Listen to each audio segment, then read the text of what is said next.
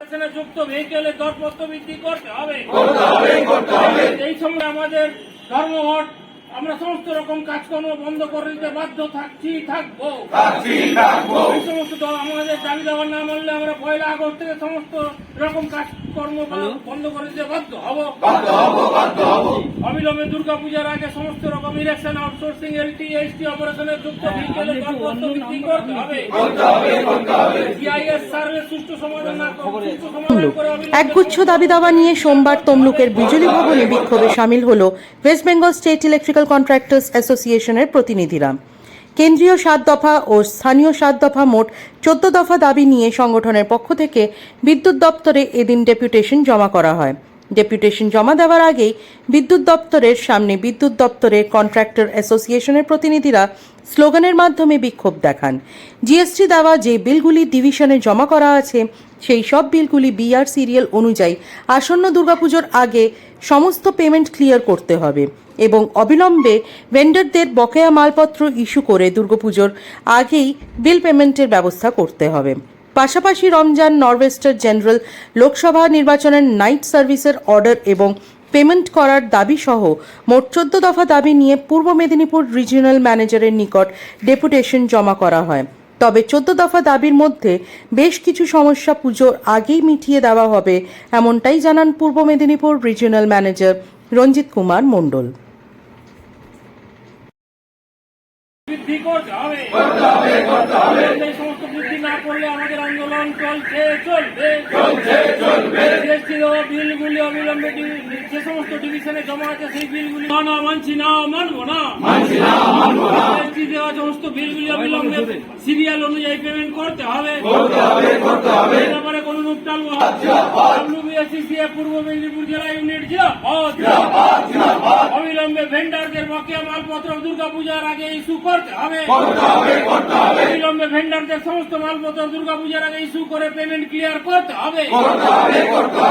কোনো রূপ টালবো না, মানছি না, মানবো না। WBSCCA সেক্রেটারি সম্পাদক।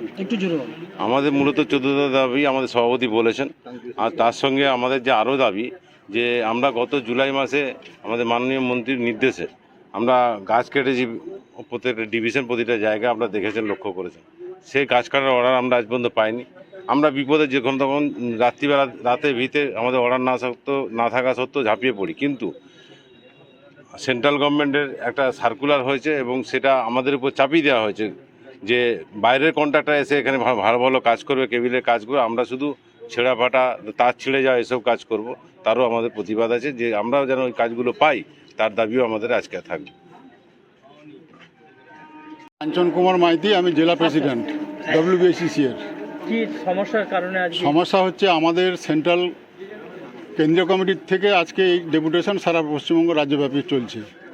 এটা মূলত কারণ হচ্ছে WBSCDCL ঠিকাদারদের দিয়ে কাজ করিয়ে নিচ্ছে, কিন্তু তাদের দেওয়া মালপত্র সময় মতো দিচ্ছে না, বিল ঢুকানো যাচ্ছে না, যার ফলে কন্ট্রাক্টররা ফিনান্সিয়ালি খুবই রুইন হয়ে পড়ছে।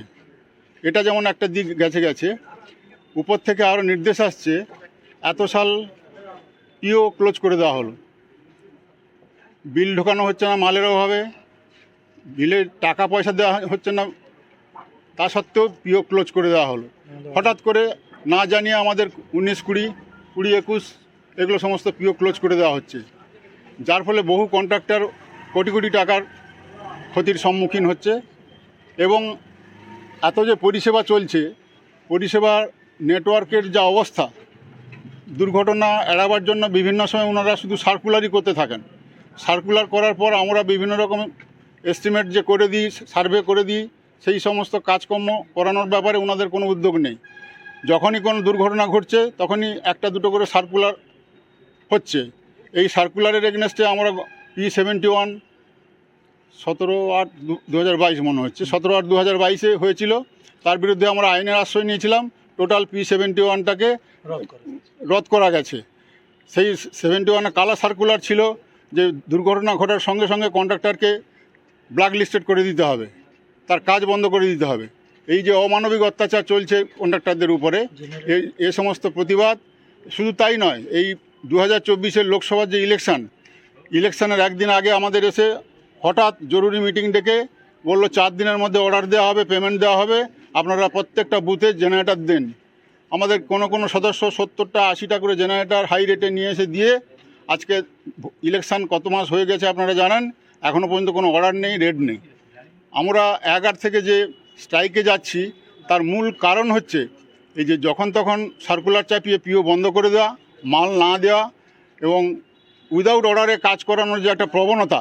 এবং আরও অদ্ভুত জিনিস হলে আপনারা শুনবেন যে শনিবার রবিবার কিংবা ছুটির দিনগুলোতে কোনো অফিসার সাইডে থাকে না, টোটাল দায় দায়িত্বটা কন্ট্রাক্টরের উপরে চলে যায়, যেন সমস্ত দায় দায়িত্ব কন্ট্রাক্টর লেবারদের কন্ট্রাক্টরের। এটাই আমরা এর মূলত এই প্রতিবাদে আমরা আজকে এই জমায়েত করেছি এই RM অফিসে। RM অফিসে আমরা ডেপুটেশনটা দেবো আজকে 14 দফা দাবি নিয়ে। সেন্ট্রালি আছে 7 দফা আর আমাদের স্থানীয় 7 দফা দাবি আছে। বিশেষ করে সেফটির উপরে নিয়ে আপনারা জানেন যে বিভিন্ন জায়গায় মানুষের দুর্ঘটনা ঘটে যায়, তার ছিঁড়ে যায়, লোহা লক্কর সমস্ত নষ্ট হয়ে গেছে। সে সমস্ত ইনফ্রাস্ট্রাকচারের কোনো পরিবর্তন নেই, 25 বছর 30 বছর ধরে সেই পুরনো স্ট্রাকচার সমস্ত চলছে। আর যখনই বিপদ ঘটছে সব কন্ট্রাক্টরের দায়। এমনকি রাত্রিতে নাইট সার্ভিস নেই, লাইন ব্রেকডাউন, অফিসারও নেই। যদি অফিসারকে ফোনে ধরা গেছে উনি বলে দিচ্ছেন কন্ট্রাক্টরের নাম্বার পাবলিককে যে উনাকে গিয়ে বলুন। তাহলে নাইট সার্ভিস নেই, অথচ নাইটের ডিউটি দিতে হবে। এই যে অন্যায় অবিচার চলছে, অথচ আমরা প্রপোজাল দিয়েছিলাম সেন্ট্রালি যে সমস্ত শহরের মতো গ্রামেও নাইটটা দিয়ে দেওয়া হোক, তাহলে বেশ কিছু বেকার ছেলে এনগেজ হয়ে যাবে এবং মানুষও পরিষেবাটা পাবে। কিন্তু বিভিন্ন সময় নেতৃত্ব, বিভিন্ন সময় আধিকারিকরা গিয়ে বলছেন এই রাত 12টা বাজছে, কী আছে, লোক পাঠিয়ে কাজটা করে দেয়। কিন্তু ওই সময় যে কোনো অর্ডার নেই, কিছু নেই, যদি কোনো দুর্ঘটনা ঘটে তার দায়িত্ব সম্পূর্ণ কন্ট্রাক্টরের। এবং যখনই কোনো দুর্ঘটনা ঘটে যাবে তখনই আইনিভাবে দেশের যে আইন আছে সেই আইন অনুযায়ী ব্যবস্থা নিতে, শোকজ, চার্জশিট, ছাঁটাই, ব্ল্যাকলিস্ট ইত্যাদি ইত্যাদি। আগামী দিনে কি আন্দোলনে নামবেন? আগামী দিনে 1 তারিখ থেকে আমাদের মূল দাবি হচ্ছে যে আমরা টাকা পয়সা আগামী দুর্গাপুজো 24-এর মধ্যে দেওয়ার জন্য সময় দিয়েছি, কিন্তু এই যে আমাদেরকে না জানিয়ে হুটহাট করে পিও ক্লোজ করে দেওয়া হচ্ছে, মূলত এই প্রতিবাদে। পিও ক্লোজ করে দেওয়া মানে পিওর মেটেরিয়ালস ডিপার্টমেন্ট থেকে ইস্যু হতে হবে। সেই অল মেটেরিয়ালস ডিপার্টমেন্ট থেকে ইস্যু হওয়ার পরে আমরা ফাইনাল বিল ঢুকাতে পারবো। তাহলে আমরা একদিকে ফিনান্সিয়ালি লুজার হচ্ছি, মাল পাচ্ছি না, ঘরের মাল দিয়ে যে কাজ করে দিয়েছি তার টাকা পাচ্ছি না। এইভাবে যে নির্মম অত্যাচার চলছে এটা কখনো সহ্য করা যায় না। এর থেকে আমরা 11 থেকে টোটাল আমাদের এই 2014 সাল থেকে যে গাড়ির রেট বাড়েনি 1 পয়সা, অথচ তেলের দাম, ট্যাক্স, ইন্স্যুরেন্স, স্পেয়ার পার্টস, বিভিন্ন রকম জিনিসের দাম বেড়েছে আপনারা জানেন 14 গুণ 15 গুণ, কিন্তু 1 পয়সার দাম বাড়েনি। আমরা বহুবার আন্দোলন করেছি, তা আমরা গাড়ি এবং লোক 11 থেকে তুলে নেব, মূলত এই দুটি দাবির জন্য। আমার নাম কাঞ্চন কুমার মাইতি, আমি মেদিনীপুর WBCC এর জেলা প্রেসিডেন্ট।